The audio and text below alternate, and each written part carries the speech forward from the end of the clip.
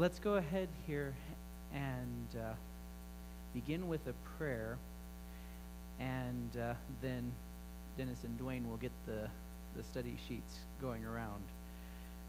Oh, dear Father, Lord, as we come before you today, I am needing your grace.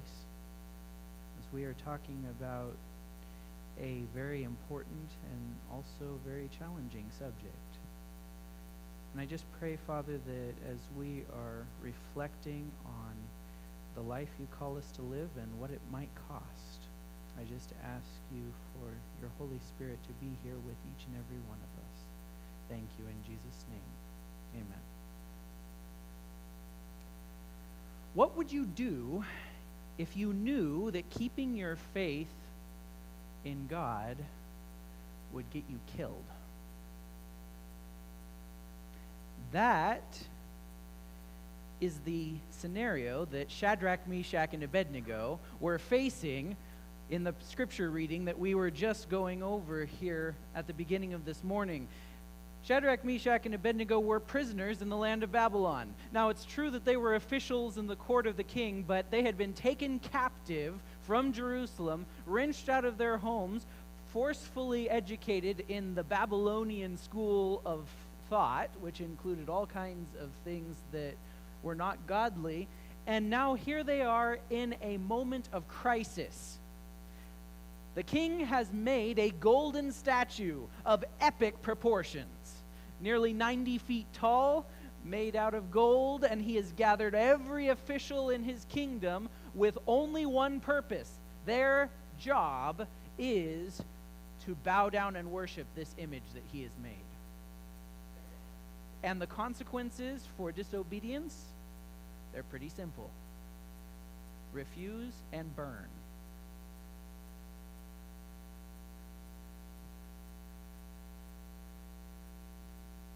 I want you to think about that for just a minute with me. And pretend you don't know the rest of the story.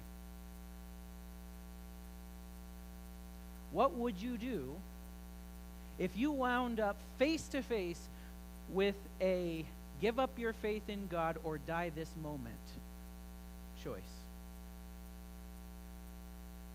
We live in a time where we're used to religious freedom, but the fact is that's an anomaly in most of the world and in most of history.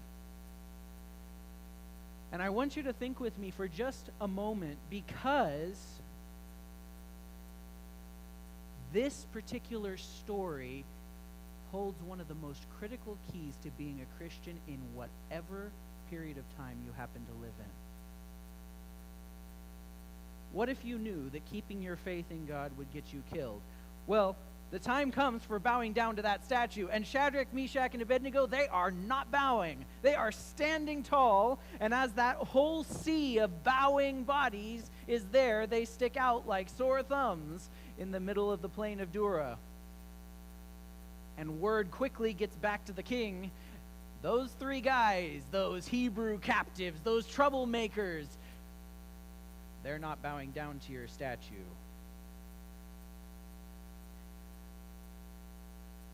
Now, I want to pick up here in verse 13. I know that the scripture reading picked up in verse 14, but I want you to get verse 13. It says, "Then Nebuchadnezzar, in rage and fury." Now, this is the king who is fond of telling his soldiers to rip his enemies limb from limb and burn their houses to ashes. So you don't want this king rage and fury. But in rage and fury, he gave the command to bring Shadrach, Meshach, and Abednego, so they brought these men before the king.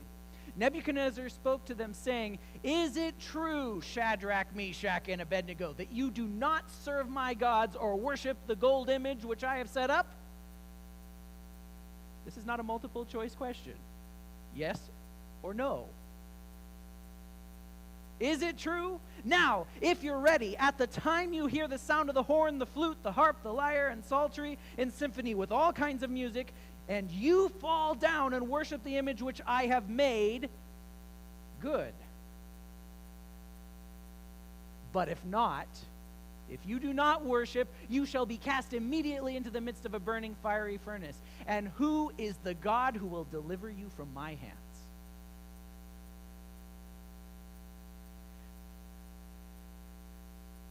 want you to imagine that that's you. Your life is currently on the line. There's only one thing you have to do to save your life. Tie your shoes.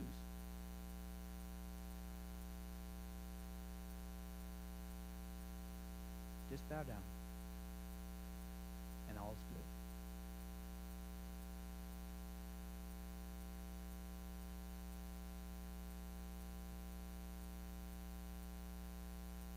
How many times are we invited to give up our faith for so much smaller reasons than that? I mean, their life's on the line. But the truth is, the challenge to compromise our faith comes in many, many smaller ways. It can come in our jobs. It can come in our families. It can come in our entertainment choices. It can come in a million different ways. And it always is the same. Just bow down to this God and you're okay. What I think is fascinating is Shadrach, Meshach, and Abednego's answer, which is almost a non-answer, which is kind of fascinating. So going to the next verse here. Shadrach, Meshach, and Abednego answered and said to the king, "O Nebuchadnezzar, we have no need to answer you in this matter. We don't even have to think about it. We have no need to process this. We don't actually need any time. If that is the case, if what is the case? If your threat is the case. If that is the case, our God whom we serve is able to deliver us from the burning fiery furnace. And he will deliver us from your hand, O king. But if not, let it be known to you, O king, that we do not serve your gods, nor will we worship the gold image which you have set up." Now, is that a nice conciliatory answer to the king? No, actually, he's even more infuriated than ever. 19 says, Nebuchadnezzar that was full of fury, and the expression on his face changed towards Shadrach, Meshach, and Abednego. So if he was full of fury before, and now he's full of fury, and his expression has changed, what does he say? The king gave the command, and this is absolutely incredible, to heat the furnace 7 times more than it was usually heated. That furnace would kill you normally, but I'm going to make it 7 times hotter just because I can. Just because I can. And he gave commands to certain mighty men of valor who were in his army to bind Shadrach, Meshach, and Abednego and cast them into the burning fiery furnace. Then these men were bound in their coats, their trousers, their turbans, and other garments, and were cast into the midst of the burning fiery furnace. Therefore, because the king's command was urgent and the furnace exceedingly hot, the flame of the fire killed those men, which took up Shadrach, Meshach, and Abednego. And these 3 men, Shadrach, Meshach, and Abednego, fell down bound in the midst of the burning fiery furnace. So he follows through. This was no idle threat. It absolutely was taking place. And the fire was very real. It killed all of the king's champions who threw him in there. And yet what happens? What happens in this story? God happens. He steps in, right? He steps in at that very moment, and all of a sudden, as the king is looking in the fire, he's astonished. Verse 24, and he rose in haste and spoke to his counselors, saying, "Didn't we cast 3 men bound into the midst of the fire?" They answered and said to him, "True, O king." "Look," he answered, "I see 4 men loose, walking in the midst of the fire, and they're not hurt. And the form of the 4th is like the Son of God." God enters into the fire with Shadrach, Meshach, and Abednego, and they come out unharmed. It's an incredible, incredible story. But I want to hit you with a simple point. That is not every story. That is not every story. We desire those beautiful faith miracles. We desire those moments when the impossible intervenes and stops something that seems unstoppable. The amazing stories of victories, healings, and deliverances. But what about when things do not go as we wish? I felt like this was a very important sermon because lots of things haven't been going the way that we would wish recently. What if things don't go the way we wish? What happens when our world falls apart and is not immediately made better? I had so many stories that I could tell about this because there's lots and lots of Christian stories their lives falling apart. I could have told many stories, but one that really appealed to me was the story of Elizabeth Prentice. Elizabeth Prentice was the wife of a Presbyterian minister, and she spent most of her adult life as an invalid. So she was seldom knowing a day without constant pain throughout her body, and yet she was described by her friends as bright-eyed, cheery, a woman with a keen sense of humor. So she's in constant pain all the time, and she has this cheery demeanor. Elizabeth was always strong in faith and encouraging to others until tragedy struck the Prentice family beyond what even she could bear. The loss of 2 of their children, one right after another, brought great sorrow to Elizabeth's life. For weeks, no one could console her. In her diary, she wrote of empty hands, a worn-out, exhausted body, and unutterable longings to flee from a world that had so many sharp experiences.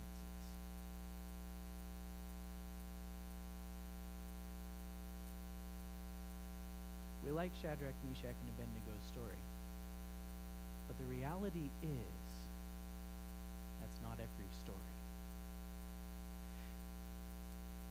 And what's interesting is the Bible tells us that's not every story. I want to go to you probably to the most popular chapter in the Bible to talk about faith, Hebrews 11, but I actually want to spend some time looking at verses I doubt that you have read very carefully. Why? Because they're not the subject of sermons. They're not the subject of devotional thoughts. They're actually the subject of really uncomfortable moments. Hebrews 11, picking up in verse 32, Paul has already been giving a long litany of people of faith, starting with Abel all the way at the beginning, who, by the way, is the first guy to die for his faith, going all the way down through the stories of Moses and Abraham and all of these others.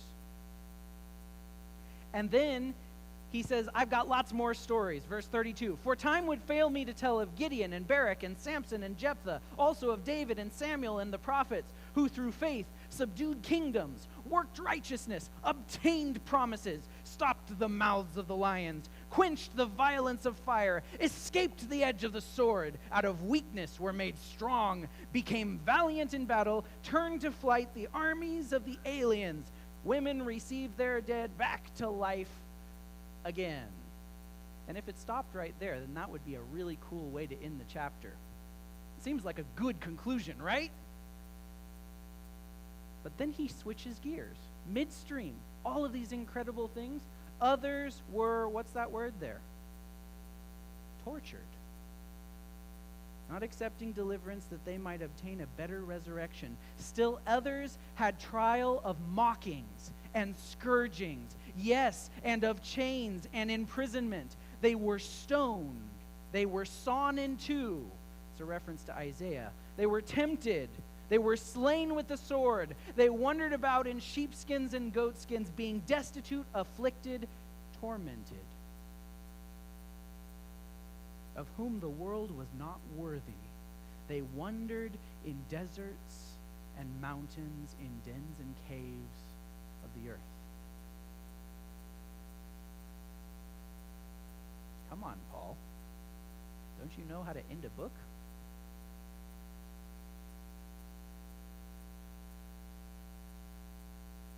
Don't you know how to end a chapter? These are not the right thoughts to be ending on, right? No. Paul says they're exactly the right thoughts to be ending on. Because in verse 39 he says, all of these, having obtained a good testimony through faith, did not receive the promise. I'll talk about the promise in just a moment. God having provided something better for us, that they should not be made perfect apart from us. So I want you to get this for just a moment. How many of those people who went through these hard times were faithful, according to Paul? Every single one of them. They had a good testimony of their faith. And yet, where were those amazing deliverances, those victorious conquerings? Where were those incredible stories like Shadrach and Meshach and Abednego for these guys?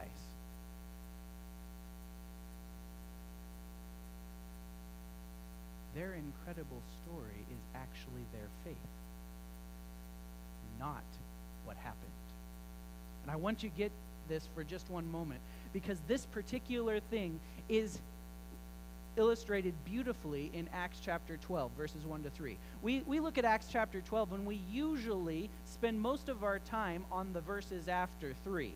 But I want you to get this for a moment, because there are two stories. One of them gets one verse in the Bible, and the other one gets all the rest of the chapter. All right? But it's a crucial, crucial story. Now, about that time, Herod the king stretched out his hand to harass some from the church. Then he killed who? James, the brother of John, with the sword. That's story number one. Who's James? He's one of Jesus' three closest disciples. Peter, James, and John. Those guys. And the story that gets told, Herod grabbed him and killed him. And then he wanted to grab Peter too. So he seizes Peter, and he's planning to kill him after the days of unleavened bread. Now, what's interesting is if you read the rest of that story, Peter gets to walk. God sends an angel, and he actually walks straight out of the prison through multiple layers of armed security, and he's set free right there. What was the difference between James and Peter? Was James somehow less a follower of Jesus? Not at all. He's one of Jesus' three closest. And yet, he becomes the first apostle to die, and his whole story is only one verse long. Which of them were following Jesus? The answer is both. The answer is both.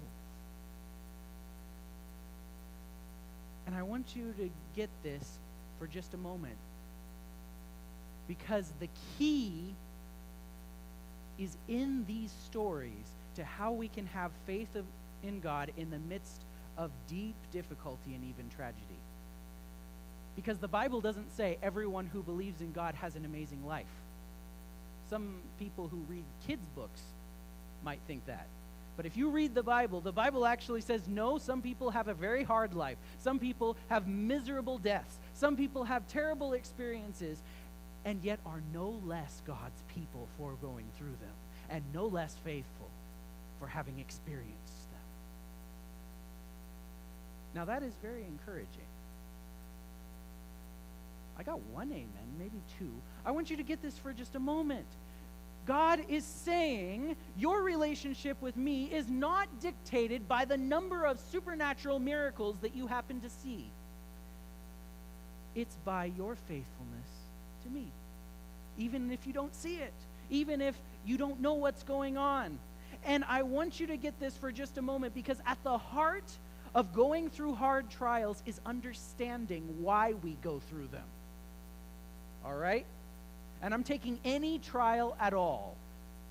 Whatever trial it may be, whether it is illness, whether it is financial, whether it is relational, whatever the trial may be, every single trial has two agendas running behind it. One of them's God's, and one of them is Satan's. All right? The trials, no matter what they are, always have two agendas. So, what is agenda number one? Satan has a goal in every trial, and we see this in the story of Job. the first guy to really go through trials in the Bible. And Satan's goal in the trial can be seen in Job chapter 1, verse 11, right off the bat. Satan's saying to God, "Now stretch out your hand and touch all that he has, and he will surely curse you to your face." Job, he may be a good guy, he may be considered righteous by you, but I don't think he actually is loyal to you. You know, if he goes through some hard stuff, I think he'll turn away from you and say goodbye.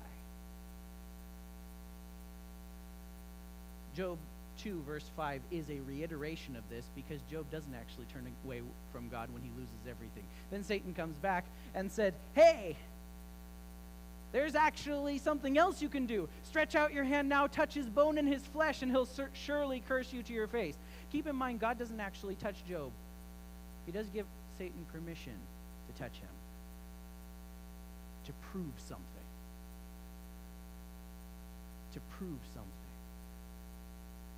But before we get to what God is out to prove, we have to understand what Satan is out to prove in any trial you face.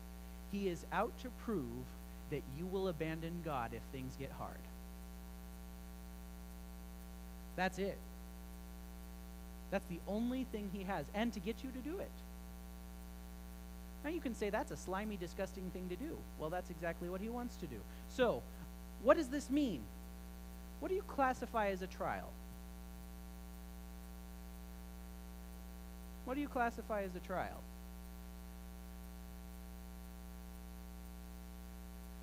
Loss of a job? Okay. What else do you classify as a trial? Sickness? Okay.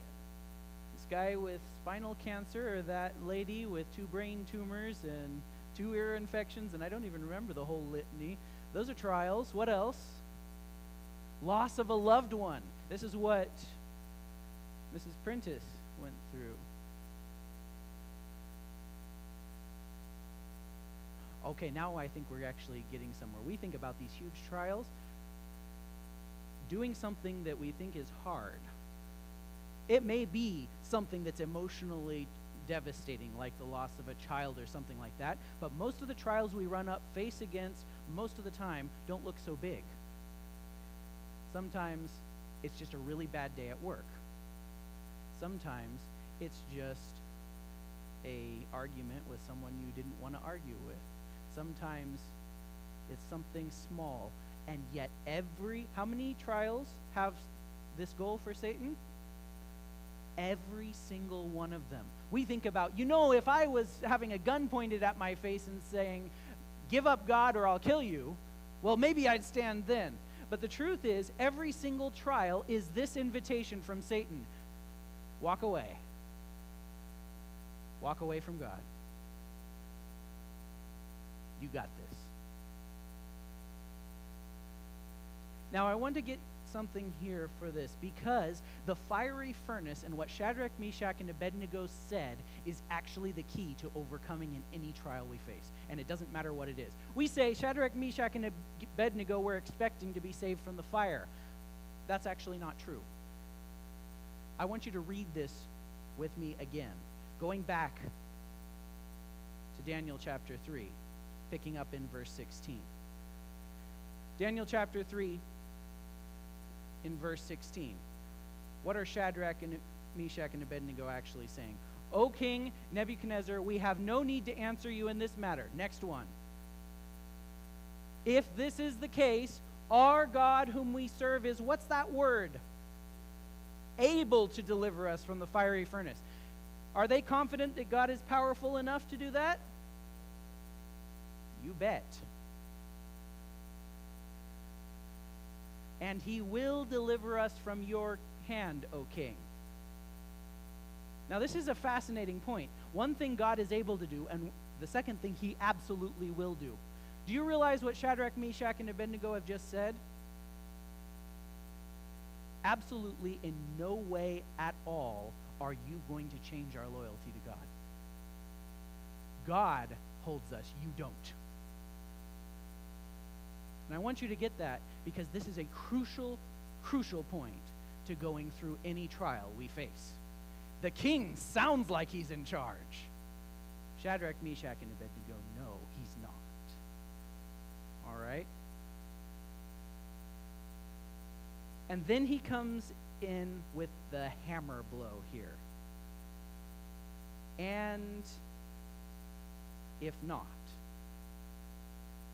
let it be known to you, O king, that we do not serve your gods, nor will we worship the gold image which you have set up. God's able to deliver us from the fire. He's able to eliminate the danger that we face right now.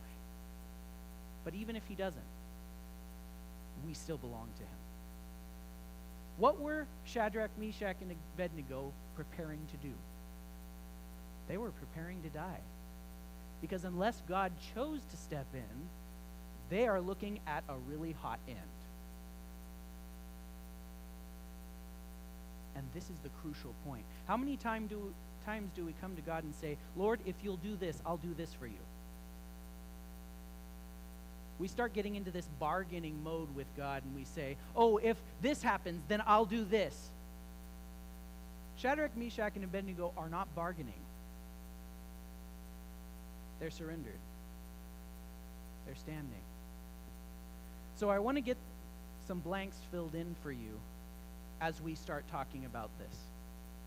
Going back to the Bible testimony clearly states there's two sides of the faith experience. One group experiences miraculous deliverance, which that was the first half of that area. The other experiences apparent defeat. That's the next blank there. And we gave an example of this truth. In Acts 12, there are two apostles. One is killed, and the other one's delivered.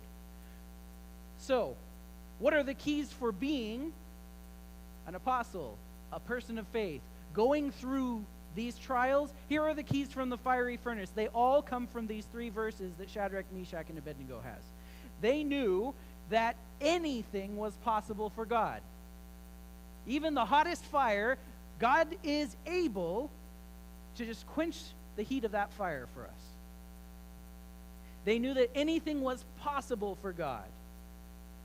2, they knew that they were not actually in the king's hands. It doesn't matter if the king thought he was their boss. They're not actually in his hands. They're in God's hands, which is the next one. They trusted that God was in charge. This is the foundational challenge of every trial. You take whatever hardship you face, you're going to be faced with a question. Is God able to do anything? Is that guy going to kill you? Or that thing going to kill you? Is God actually in charge? Shadrach, Meshach, and Abednego have answered all three of those questions very firmly, very absolutely in their own heart. And they did this because of verse 4. They had surrendered, that's the word there, their lives into God's hands. God's in charge because we belong to him. We don't belong to you. We don't belong to your gods. We don't belong to any of that junk. We belong to our God. And they had determined beforehand, this is a crucial point, beforehand, they were there standing with Daniel when the choice of eating unclean food came up on the table. They had determined beforehand that they would not compromise their loyalty to God. That's the other blank there. They had made that decision, even if things go to the very worst that they can, humanly speaking, and they realize it could. We are not going to step back from being God's. We belong to him.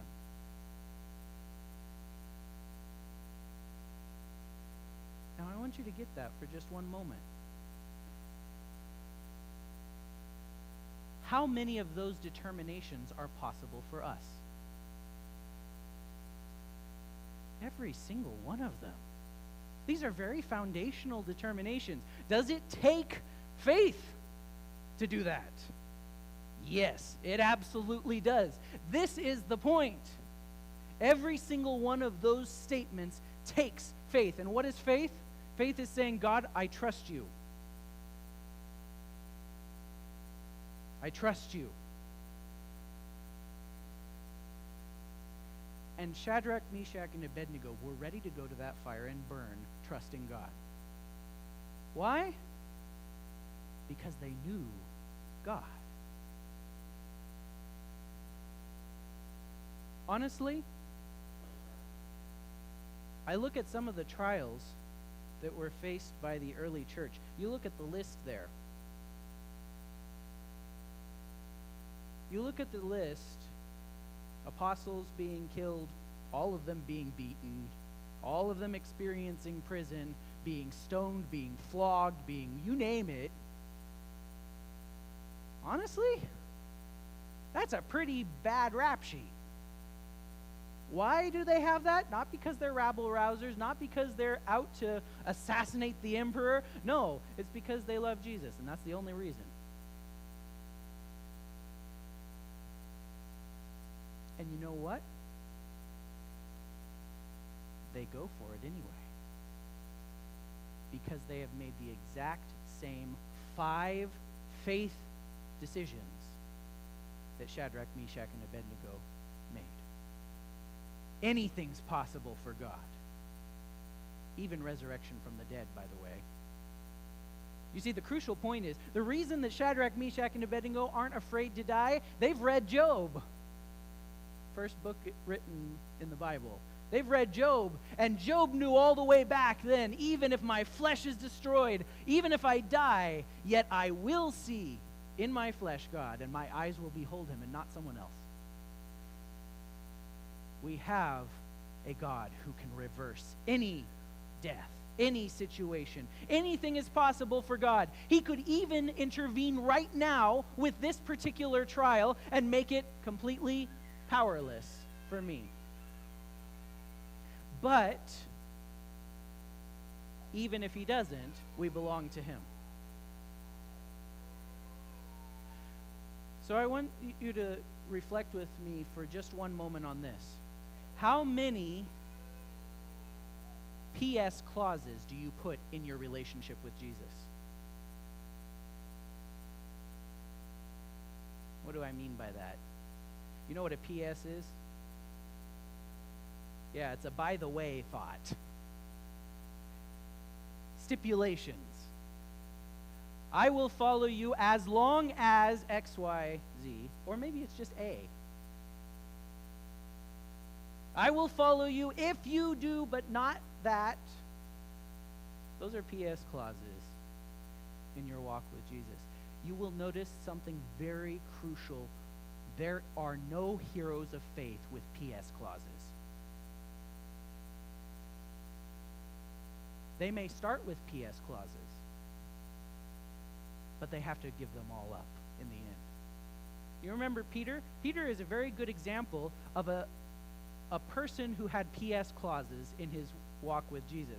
He didn't even recognize it. His P.S. clause is, Lord, I'm going to follow you as long as it doesn't involve you dying on a cross. Don't you remember that in Matthew chapter 16 when Jesus is saying, who do people say I am? And he says, you're the Christ, the Son of the living God. And Jesus says, yeah, you're right. That's exactly who I am. And then he goes on and he says, yep, we're going to go to Jerusalem, and there I'm going to be delivered into the hands of the rulers, and there they're going to kill me. And after 3 days, I'll raise from the dead. And what does Peter say? Not so, Lord. This is never going to happen to you. That's not in my contract. And that particular P.S. clause was the reason that Peter ultimately denied Christ the night that he was betrayed. He was willing to fight for Jesus' deliverance.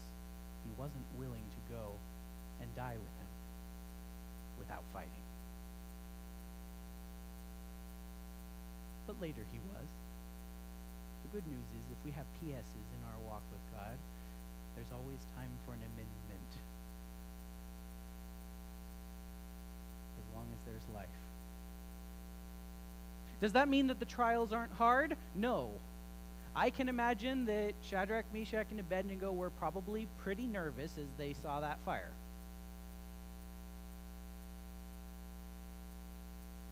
But their commitment was not conditional. We talked about what the devil's goal is in a trial. What is his goal in a trial? I couldn't hear that. Okay? His goal is to get us to abandon God. That's it. And it doesn't actually matter what you're abandoning him for, whether it's a golden statue or your TV. His goal is to get you to abandon God. Flat. And everything boils down to that. What is God's goal in every trial? And I want you to get this from 1 Peter chapter 1, 6 and 7. Peter, by the way, while he's writing these letters, he's getting ready to die. He's in Rome. He's in prison. And he's soon going to be crucified upside down. He's going to die. And you know what Peter says about the purpose of trials? Verse 6, in this you greatly rejoice, though now for a little while, if need be, you've been grieved by various trials. So sometimes trials are grievous. There's no question about it. Losing a loved one, losing a child, there's not much more devastating than that. But I want you to get this. Though for a while, if need be, you have been grieved by various trials. Verse 7, that the genuineness. What's that word there? Say it. What is that word? Genuineness. Genuineness means it's the real deal. Guess what? God's goal in a trial is to prove that your trust in him is the real deal. That the genuineness of your faith being much more precious than gold that perishes. And gold was the most valuable substance in his day. That was the currency. Your faith is worth more than money that passes away and perishes. Though it is tested by fire, may be found to praise, honor, and glory at the revelation of Jesus Christ. Put in simple terms, what is Peter saying? He is saying that when God looks at every trial, he's seeing an opportunity. The opportunity is to cause his light to shine in us, brighter than ever before. Brighter than it ever could have when everything was nice. That's the three blanks. To cause his light to shine in us. What is the devil's goal in every trial? To get us to leave God. What is God's goal in every trial? I want to prove you are mine. I want to prove that you are mine. And the trial is what shows it. The trial is what demonstrates it. The trial is what grows it. What happened to Elizabeth? During this period of grief, Elizabeth cried out to God, asking him to minister to her broken spirit. It was at this time that Elizabeth's story became a living testimony. For over 100 years now, the words that she penned during her deepest sorrow have been known to Christians. And the song is entitled More Love to Thee, O Christ. I want you to listen to this. In the midst of her agony, more love to thee, O Christ, more love to thee. Hear thou the prayer I make on bended knee. This is my earnest plea. More love, O Christ, to thee. More love to thee. Once earthly joy I craved, sought peace and rest. Now thee alone I seek. Give what is best. This all my prayer shall be, more love, O Christ, to thee, more love to thee. Let sorrow do its work, send grief and pain. Sweet are thy messengers, sweet their refrain, when they can sing with me, more love, O Christ, to thee. Then shall my latest breath whisper thy praise. This be the parting cry my heart shall raise. This still its prayer shall be, more love, O Christ, to thee, more love to thee.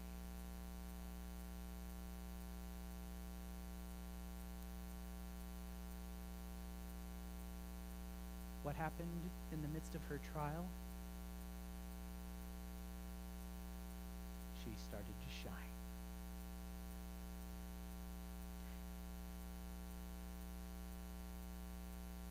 And I want you to get this for just all of the remaining moments of your life. No one has shining off limits. You'll say, well, what about my trial? How can I do that? Well, Jesus. You can't do it. That was never the point. It's Christ. It's that decision. Shadrach, Meshach, and Abednego couldn't cause the fire not to burn. But their decision was, we belong to God. We belong to him. We know he can do anything. We know that this world, as imposing as it looks, is not in charge. We know that we're in God's hands, and we're not going back, no matter what it takes.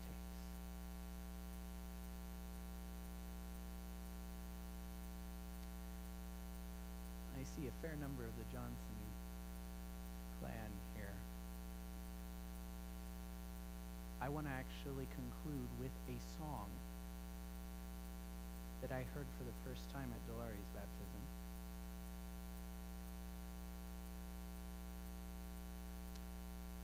It's a song, Even If. And I want you to listen to the words, because the song is the sermon.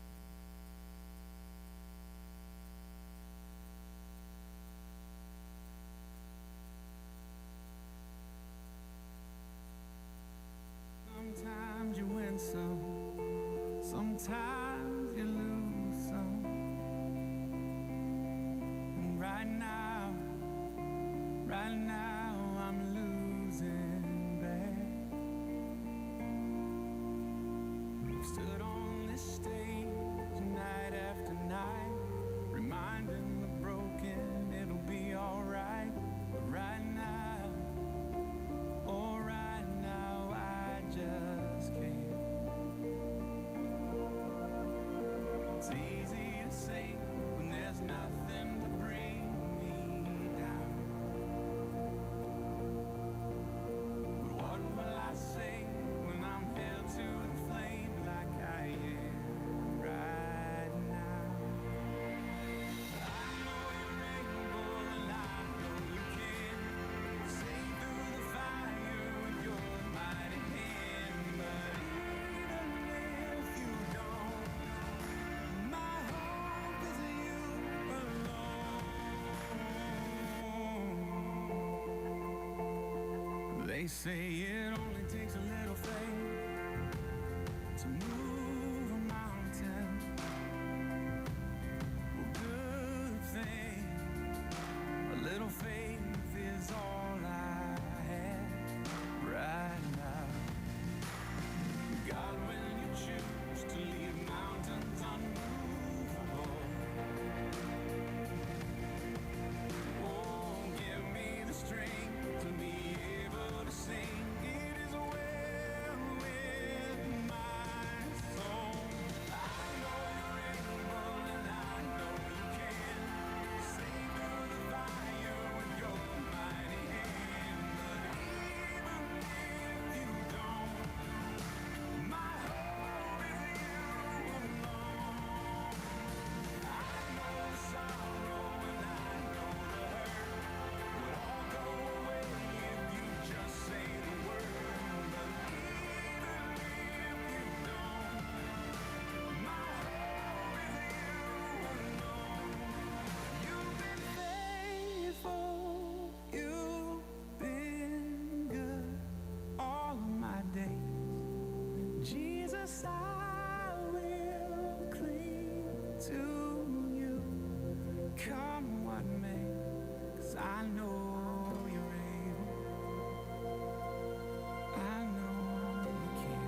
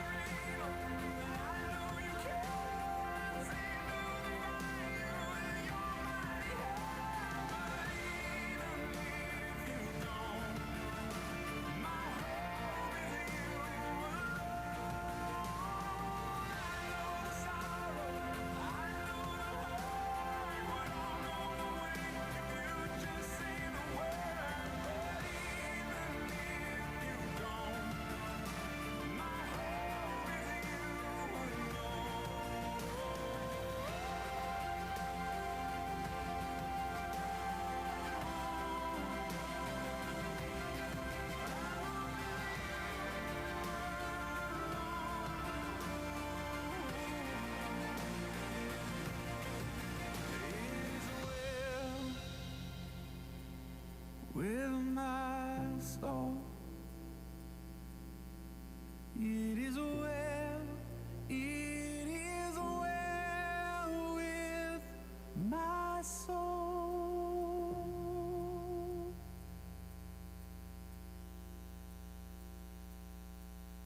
Perhaps the greatest victories of faith are not the miraculous deliverances. They're the miraculous surrenders.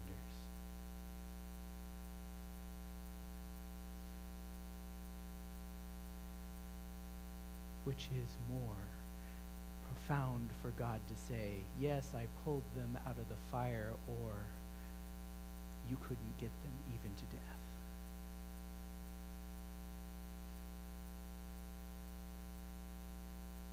I want to give you just 2 minutes with Jesus right now.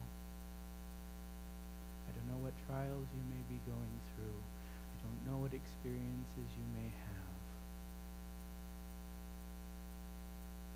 But I would invite you to take the steps of faith so that you can shine now.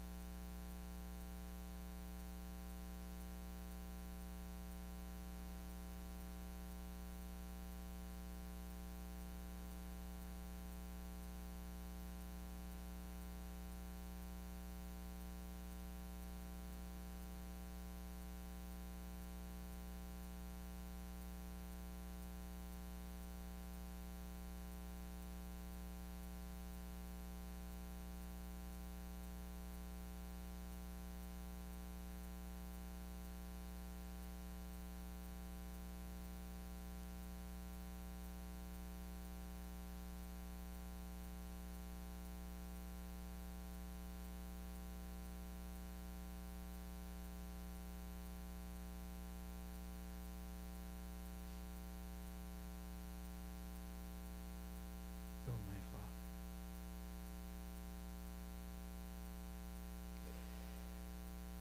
Here we are today. And Lord, we all are happy when the victories that result in miraculous deliverances take place. And yet, Lord, it is amazing that in a hall full of faith, you choose as your ending note to showcase your children who didn't see the miraculous deliverance in their life, but they trusted you anyway. Father, you brought them on to greater victory than any miracle could ever show. You displayed in their life that their loyalty to you was immovable. And so they will shine and receive their reward when you return. So, Lord, lead us from victory on to victory, whether that victory looks like miraculous deliverance or the painful experience of suffering, so that the devil will not have anything to smile about in this church, so that he will fail at every turn to get us to leave God. That is my prayer in Jesus' name. Amen.